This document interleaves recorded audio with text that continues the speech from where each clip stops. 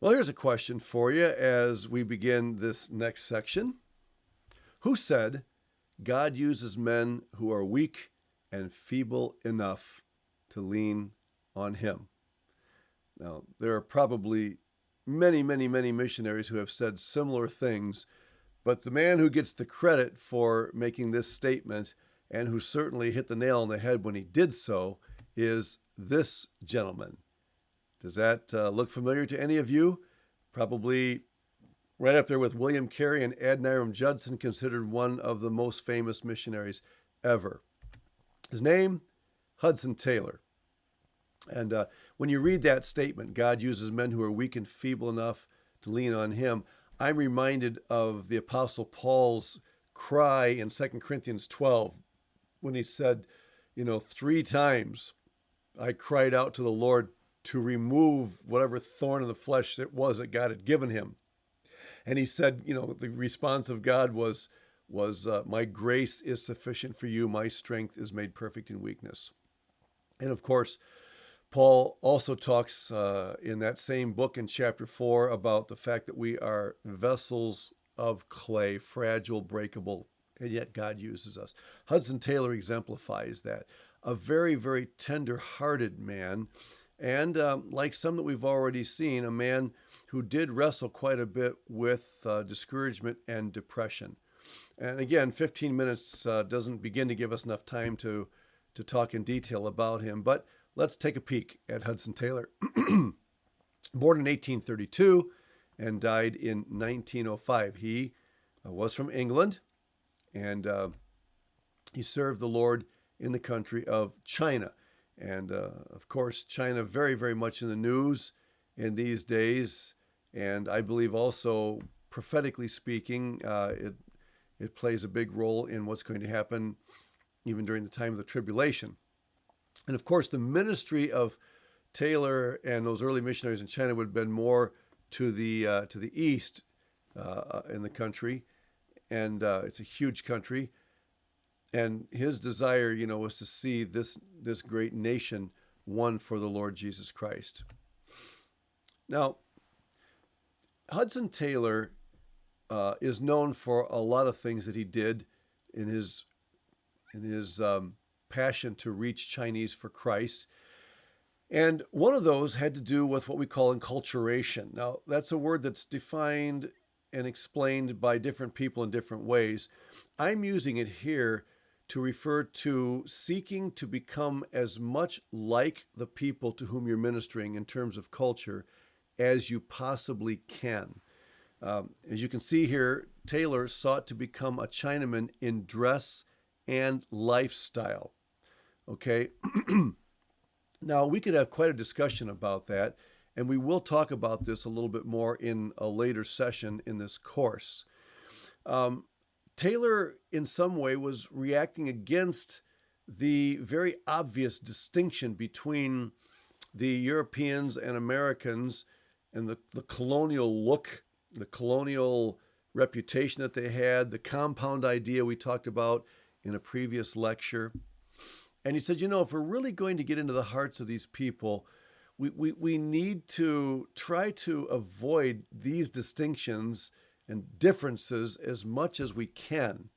So the way we dress, the places we live, of course, the importance of learning the language, the heart language, the mother tongue of these people is very important.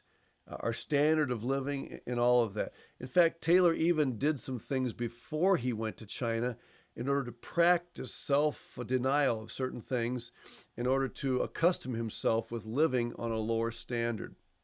Now, by and large, I would say that's a really good idea. It's a noble idea. It's noteworthy. But I will give you this word of caution. Be careful when it comes to imitating the people to whom God has sent you to minister the gospel. Let me give you one simple example. When we were in Brazil, there was an economic crash of sorts there, and we lost about a third of our buying power for a while. And at that time, we needed to get a car. And so I had been driving a little bit nicer car, certainly, nothing top of the line, but one that most Brazilians probably wouldn't have been able to afford. And so when this crash took place, I ended up buying a very small Fiat, and it was a really nice little car, super economical. And we enjoyed that car for a full term of service down there, 4 years. When I sold that car, things got a little bit better economically. I sold the car and I bought a nicer car. Again, not top of the line, but a nicer vehicle. Two different Brazilians who had been part of our church came to me independently of each other on separate occasions. In fact, one of them was the man we had actually called to be our pastor. And they each said almost the same thing to me. It was something like this: Pastor, I was so relieved when you sold that Fiat and bought a nicer car. And I looked at him kind of funny and said, what do you mean? He said, Pastor, you're an American. That doesn't fit who you are. And he said a few other things. And I've never forgotten that. And the point that both of these brethren were trying to make was simply this: even though you're here ministering in Brazil and we understand you want to connect with us, the fact is you're an American. You're always going to be an American. And for you to try to come down to our lifestyle, live like us, actually creates more tension and can actually almost be viewed by some as a mockery in trying to imitate their low standard of living, than if we would just live as we are and admit the fact that we have a higher income than they do. The money we get in every month in support was more than the average salary. And that didn't seem to bother them. They expected that. Now, I'm not saying that that's going to be the case in every country or every ethnicity in the world.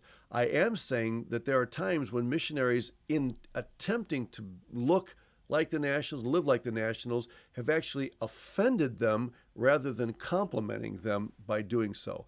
So, again, the key word, as so often is the case, is balance. We have to discern how we as foreigners are going to relate, to what extent we maintain our individuality, and to what extent we blend into their culture. That is not an easy decision, and it's going to depend a lot on the circumstances, the place, the people to whom God sends you. Now, as far as I know, Taylor never offended the Chinese by doing this. I think that it actually turned out to be an advantage. What happened, however, is that in his attempt to do that, he actually ended up offending his own colleagues, the other Englishmen who were along. I'll show you a picture in just a moment of the teammates who served along with Hudson Taylor. And when he went back and formed a team to go with him to China, he made it very clear that everybody was going to look, dress, live like a Chinaman. In fact, his hair was a little more sandy colored. You can't see that in this photo, obviously. But in order to resolve that, he actually ended up putting some sort of oil or kerosene mix on his hair to make it look black and to pull it back in a pigtail or ponytail of sorts in order to look a lot like the Chinese did. At one time when he did that, he actually almost ended up burning up his face. It's kind of a humorous story, but it was all in an effort to look like a Chinaman. And his eyes were not brown; they were a lighter color, and so he would even wear sunglasses at times, so that there would be absolutely no evidence that he was an Englishman rather than a Chinaman. Now, again, he was fully on board with this, fully convinced this was the right thing to do, but not everybody was. So let me show you a picture here, and I'll blow this up for you. We are blessed to have this photograph. It's actually very well preserved. This is a picture of Taylor and Maria. They're sitting in the middle with their children and the teammates that went with them to China.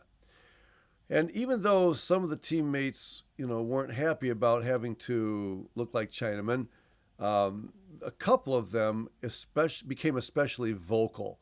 And one of them is the gentleman sitting, if you look at the left side of the picture, those who are seated in the bottom row, the third one in and the fourth one are a man whose last name was Nickel and his wife. And he was a blacksmith by trade, and he simply refused to accept this, obligation. His attitude was, look, Hudson, if you want to live that way, if that's your conviction, fine, but don't try to force us to conform. But Taylor did. He made that. I mean, that was just there was no discussion. Now in this picture, they're not looking like Chinamen because this was taken before that. But Nichols and his wife actually ended up leaving the team, and I don't know if they came back to England or if they just continued to serve on their own. But it was a very, very delicate situation. Now, something else that I want to point out to you that's interesting. We've seen some romantic chapters in some of the lives of these other missionaries, and that also happens in the story of Hudson Taylor.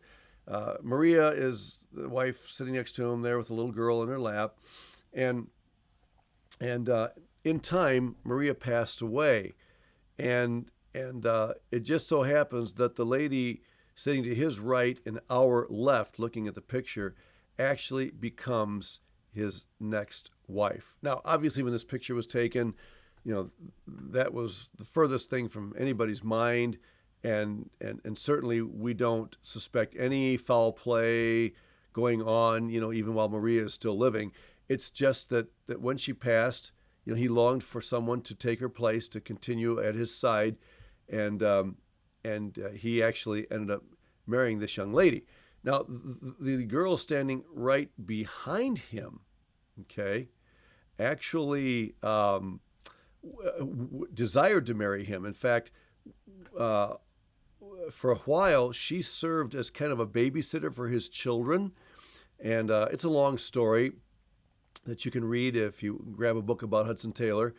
And she just kind of assumed that she would be the one that would be chosen. But instead, God chose someone else. It's quite an interesting story. And but both of these two wives that were part of his life served very faithfully at his side, and God used them.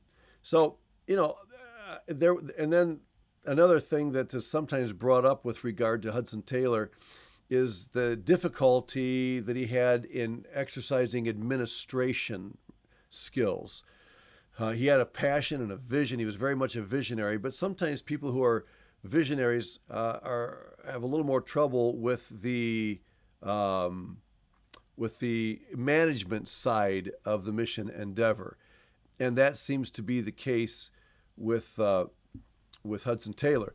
In fact, for a time, they got themselves as a mission in trouble financially. They were owing, and in fact, there were some who felt that the mission was going to eventually fold. This is the mission that we know today as the China Inland Mission, and it almost died a premature death. And but they pulled through by the grace of God. And so, again, we just see the fact that we're working with human beings here. You can't put a group of people like this together and just assume that everybody's going to live happily ever after. You have some strong wills, you have some strong convictions, you have different points of view on how to do missions, and that was certainly true in the China Inland Mission. But by the grace of God, they did survive this.